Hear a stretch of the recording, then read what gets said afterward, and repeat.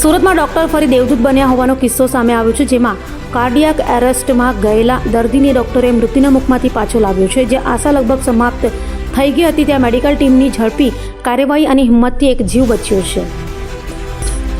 સુરતના ડોક્ટરો કેટલીકવાર ખરેખર દેવદૂત હોવાનો અહેસાસ કરાવે છે અને અનેક વખત આવા કિસ્સાઓ સામે પણ આવતા હોય છે. ત્યારે કાર્ડિયાક અરેસ્ટના દર્દીને ડોક્ટરે મોતના મુખમાંથી ઉગાર્યો છે. વાત એમ છે કે હોસ્પિટલ પહોંચતા સુધી દર્દી સંપૂર્ણ કાર્ડિયાક અરેસ્ટમાં હતો, પલ્સ ન હતો, શ્વાસ ન હતો અને EGC પર ફ્લેટ લાઇન દેખાતી હતી. સામાન્ય રીતે આ સ્થિતિમાં પરિણામ નક્કી થઈ જાય છે, પરંતુ આ કિસ્સો અલગ છે. તાત્કાલિક એડવાન્સ્ડ કાર્ડિયાક લાઈફ સપોર્ટ શરૂ કરવામાં આવ્યું હતું.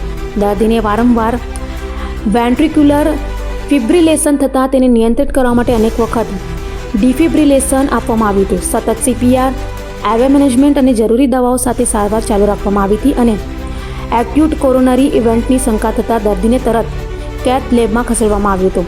તો ચાલુ રિસિટેશન દરમિયાન જ ઇમરજન્સી કોરોનરી એન્જિયોપ્લાસ્ટી કરવામાં આવી અને સર્ક્યુલેશન સ્થિર રાખવા માટે ઇન્સ્ટા એઓર્ટિક બલૂન પંપનો ઉપયોગ થયો હતો, જેથી આ માત્ર સારવાર નહીં પરંતુ એક જાગૃતિ, હિંમત અને ટીમવર્કની જીત હતી. મારું નામ પંકજ કુમાર એસ પરમાર છે. પંકજભાઈ, શું કામ કરવાનું? હું સાયબર ક્રાઇમનો સાયબર ડેટા એક્સપર્ટ છું. સુરત ક્રાઇમ બ્રાન્ચ માટે કામ કરું છું સેવા તરીકે, અને એના સિવાય મારું પોતાનું ફાઇનાન્સની ઓફિસ છે. તમારા સાથે કઈ ઘટનાને ક્યારે હતી? મારી સાથે ઘટનાની તારીખ તો મને એક્ઝેક્ટ યાદ નથી, પણ ઈદનો લગભગ દિવસ હતો. એ દિવસે અમે એક ઇવેન્ટમાં હતા અને મને ઉલટી જેવું લાગ્યું. જેના કારણેથી મારા મિત્રને કહેવું પડ્યું કે આપણે ક્યાંક જવું પડશે બહાર, આ સમજણ નથી પડતી, થોડુંક બહાર રખડીશ તો કદાચ સરખું થશે. એસિડિટી જેવું લાગે છે. 4-5 વાર ઉલટી થઈ, પછી તો કેટલી વાર થઈ એ ખબર નથી. અને પછી ઉમરા બ્રિજ પાસે મારા મિત્રના કહેવા પ્રમાણે આઈ કોલેપ્સ, મેં જીવ છોડી દીધો હતો.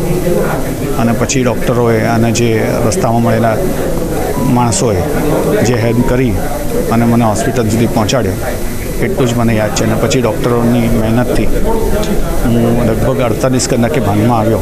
પહેલાં તો મિત્રોએ હેલ્પ કરી, રસ્તામાં મળેલા માણસોએ જે CPR આપ્યો તે હેલ્પ કરી. મેઇન સાથે સાથે જે ડૉક્ટર સંજય હતા, જેમની અવેરનેસ હતી CPR માટે, એમણે સૌથી મોટી હેલ્પ કરી કહેવાય. કારણ કે જે લોકો સાથે બેઠા હતા તે લોકોને બી ગાઈડન્સ માટે એક માણસ જોઈએ. જે સંજયભાઈએ કન્ટિન્યુઅસ હોસ્પિટલ સુધી પહોંચવું ત્યાં સુધીનું જે ગાઈડન્સ એ લોકોને આપ્યું.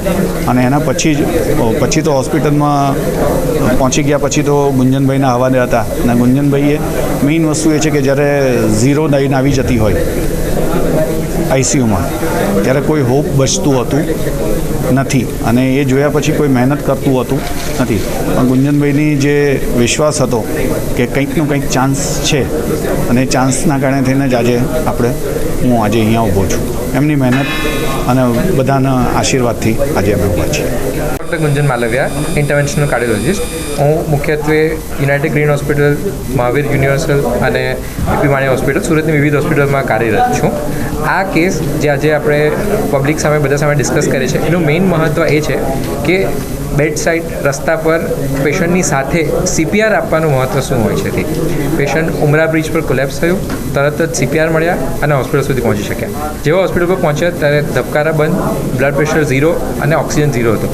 તેમ છતાં પણ અમે ટોટલ મહેનત કરીને એમને આર્ટિફિશિયલ હાર્ટ સપોર્ટ સિસ્ટમ પર મૂકીને એન્જિયોપ્લાસ્ટી કરીને એમને બીજા જ દિવસે ટોટલ કોમામાંથી બહાર લીધા છે અને અત્યારે 15મા દિવસે એ નોર્મલ રીતે હરીફરી શકે છે.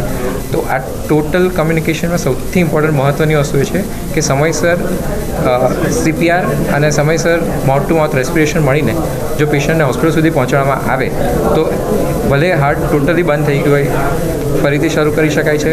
અને સમયસર ટ્રીટમેન્ટનું મહત્ત્વ આ રીતે છે.